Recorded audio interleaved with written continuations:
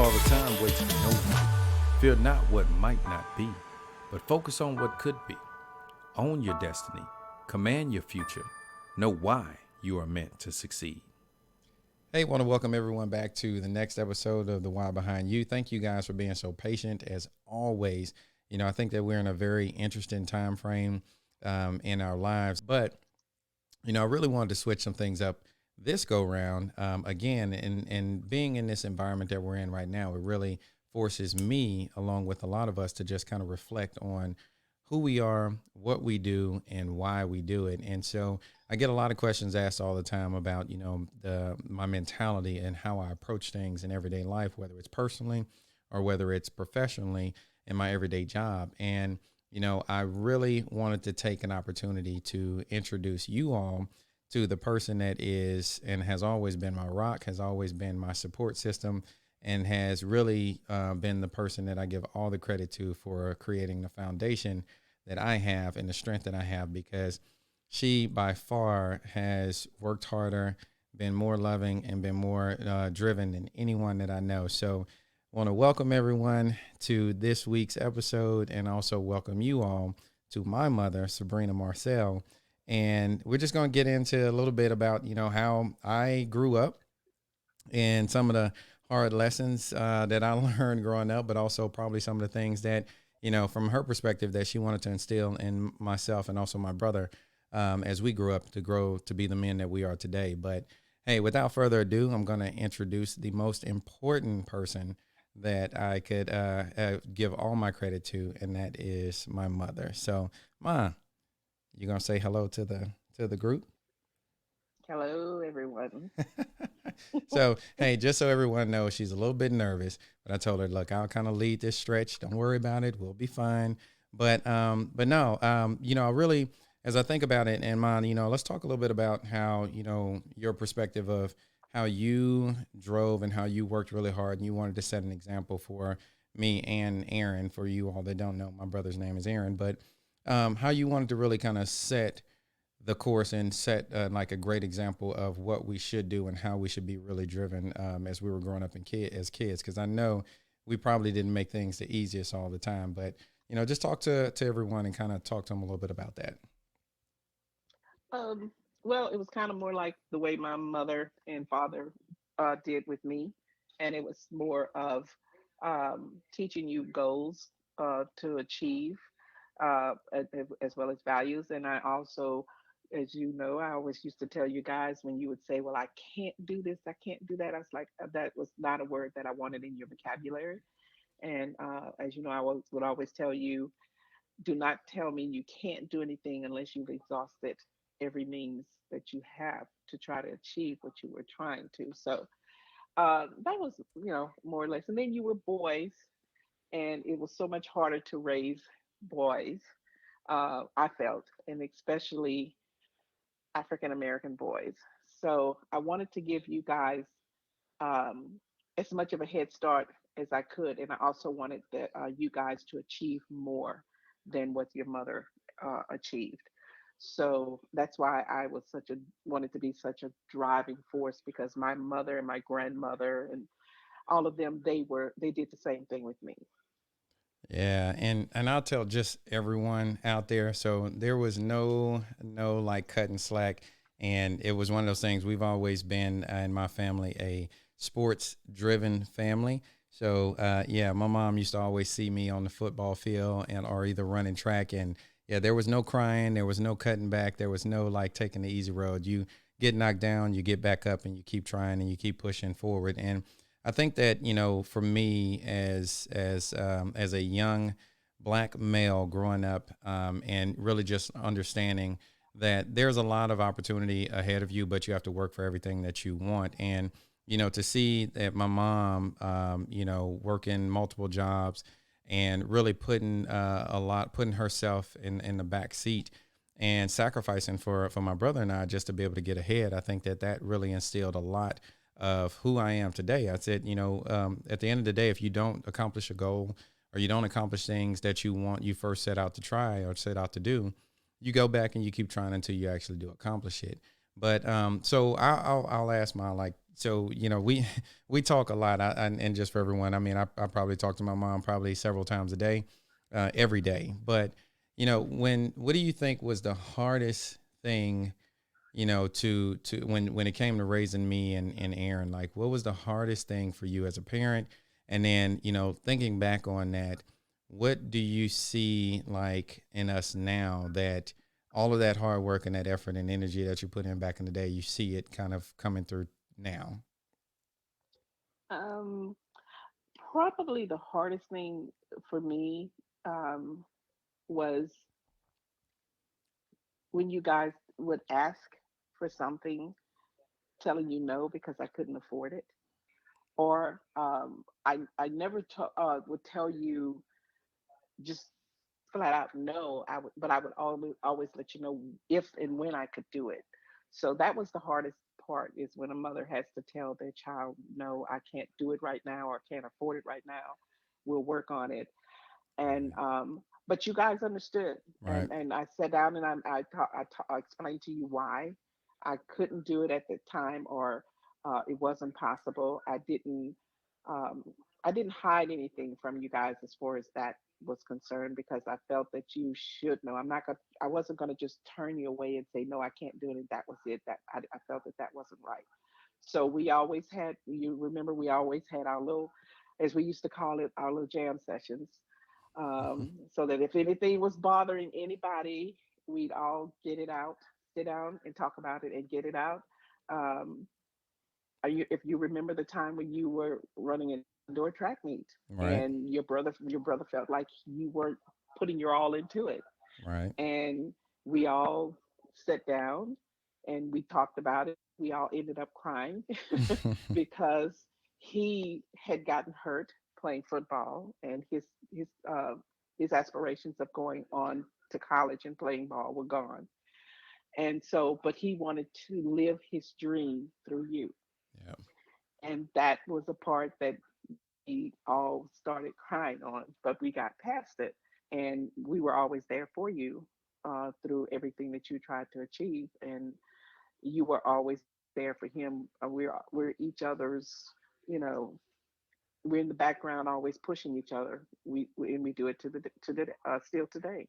Yeah, Yep. and I think it's one of those things too. Is like when you think about the push and when you want to give up and you want to, your things are getting a little bit too hard and too frustrating. It's almost like it's easy to give up. And it's funny. And anyone that knows me out and has listened to all the podcasts, I'm big on quotes. So of course this episode is no different. I'll share quite a few quotes, but Lily Singh once said, "You need a really solid foundation of friends and family to keep you where you need to be."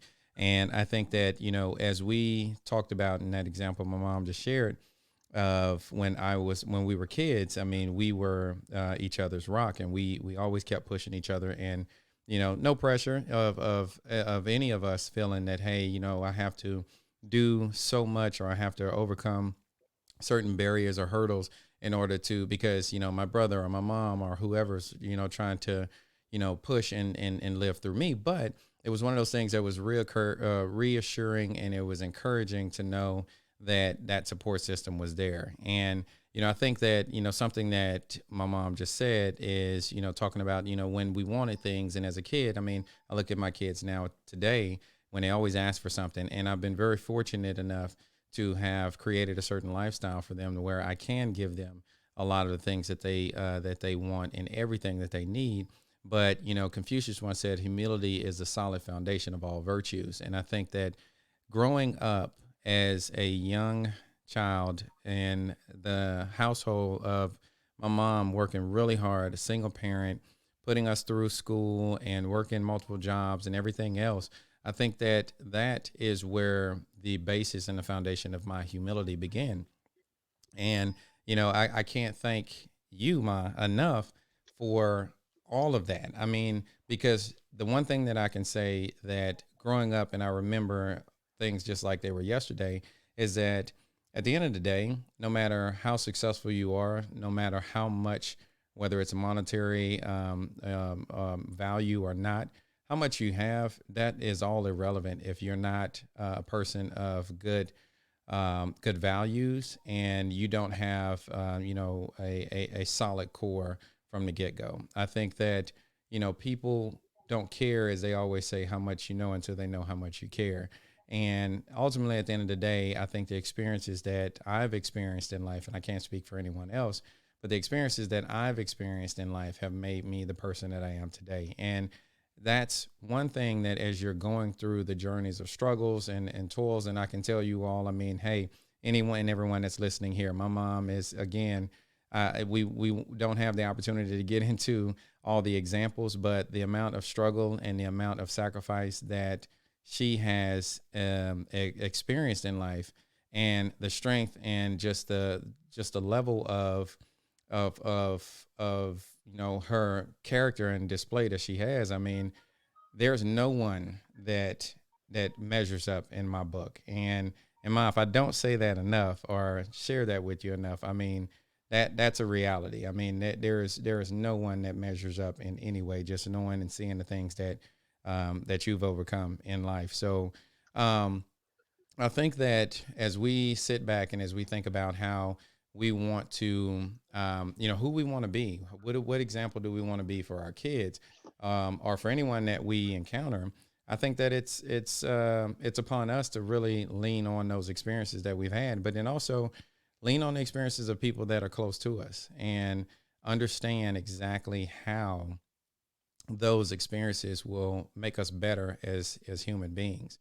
So, I think about, and this is one thing I always crack up at, is that as a parent, you are always much harder on your kids than you are your grandkids. So now you have five grandchildren, Hmm. and so what would you say you do differently now with me and Aaron, or differently back then with Aaron and I, compared to, have you gotten easier or lighter on your grandkids compared to how you were on us? No, I haven't. I don't think I have. That's a rare I thing, I everyone out there. feel I have, because I still have those same values. I still feel that kids today should show the respect, or should be taught to respect and give respect. And especially African American kids. And my grandkids, I love them to death. I do find that in some areas I am a little bit more tolerant, because as with you guys coming up, it was punishment for you guys. I felt punishments work better, and I got a better result from punishing you guys than, as the old ones used to do, say spank your bottom or whip you. Um, and I did feel like that. I felt the punishments did work a lot better, and my punishments were not short, as you know. Uh, Hmm. but Yeah, that was no fun, especially when I had to call and beg for a whooping just to get it over with. yeah, because and you did. You guys would do that to me. You'd call and say, "Can I please, please?" And I was like, "No," because the whipping only lasts for a moment, but that punishment, that was more effective in my book. And I do it today with the kids. It's called timeout. When my grandkids, when they do something wrong, and they've been told not to do something, it's timeout. Okay. So, or I take away from them what they like the most. And so that was another one of my rules I did with you guys. So I haven't really changed that much. And if anything, I am still as stern with them as I was with you guys. I love them to death, but like I say, in a different way, and that I'm using more of timeout, or what have you. So yeah, it's a little different, but I still hold to the values that I raised you and your brother Well, under. I'll just say this: I still remember the look, and I still remember the yellow Oh yeah. comb that we used to get popped with on the hand if we reached across the table Yeah. sometimes, and you told us not to do it. But no, I And think, I still have it. I still have that, by hey, the we're way. gonna actually put that on in a plaque and put that on the wall somewhere, because that comb is memorable. But yeah, no, I think that it's kind of interesting because we look at the times that we're in now, and I think that you see parents that are and I'm not gonna say it's any different than what it used to be. I mean, they're probably back in the day younger people having kids. I mean, but it seems like it's always just more heightened and sensitive nowadays with kids having kids, but. I mean, I just feel like the mentality of parents today, even young or older parents today, is a little bit different. You always want to fight for giving your kids what you didn't have a chance to get or you didn't have a chance to have. So, when you think back to that, and again, I think the level of being more focused and being humble in the fact that yeah, we asked for a lot. We were kids, but we were also we understood when you couldn't give it to us. But I think more of that, to your point, was around the fact that you said, hey, I don't have it right now. And so how do you feel like, I mean, share with everyone, your thoughts on how that made you feel to not be able to, when we came and asked for something and you couldn't give it to us. Um, I mean, I kind of feel like I know where you're going to go with this, but, and just for everyone, these are not emptive questions. So I'm kind of jumping out on a limb with asking mom these things because I might hear something that's going to probably have a tear in my eye or something. But no, like, I mean, how did that make you feel like every time that you had to do that? Not good. It hurt. I Yeah. mean, with the mother, and she had, which I feel I had two very good sons. And any mother would feel that way. It hurts to her core that she can't give her child. You're raised to take care of all of the needs first, and then you worry about some of the wants later. But you two did not really ask for a whole lot, so that when you did come to me, that really bothered me a lot. That's why I said, okay, I'll work to two and three jobs so that I could give you guys some of your wants as well as your needs. So it does. I mean, with a lot of parents out there, I'm not the only one. I know that it hurts deeply when they can't do that. The kids of today are, with a lot of parents, they're in a much better situation, I feel. Mm-hmm. Not all of them, not a lot of them, but there is a large part that, you know, I feel that parents give them too much. I was Right. always taught, and the reason I did this with you guys is, you remember the cutting the grass with your grandfather. Mm-hmm. Okay, you and your brother had, We I had had to to, earn our lunch money. you had to earn it. I mean, because you know what? When you earn it, you appreciate it more and you take care of it better. Yep. So, this is one of the reasons that when your grandpa wanted you guys to go and do this, I said, okay, you're going to take turns doing it. I never did. Now, that was a punishment I never could do, is said, okay, you're not going to go and cut grass and make your money. I wanted you to know how, and you guys worked at a very early age, cutting grass and helping the neighbors and so forth. There So, was no free rent in the Marcel household. Just saying. no, no. And your brother was so very protective of you. Yeah. And he did so much for you, more than I thought, until you guys became adults, and I was learning about all of this. So I'm so much, so very much proud of him. But the kids these days, I think they need to be taught to earn what they get Yeah. and not just give it. Some of them just walk in, oh, I want this, and then the parents like, oh, okay, they go and get it. No, that's not making them appreciate, because they don't take care of the things that they get and work hard for on their own. Yeah. So I think you're setting them up for some huge letdowns later in life if you don't. All of us did. Well, you have three uncles and your aunt, and we were working at an early age. Mm-hmm. You know, Oh yeah. so Yeah. this is what we were taught. We were taught to work for what you want, and you learn to appreciate it down the road, and we did.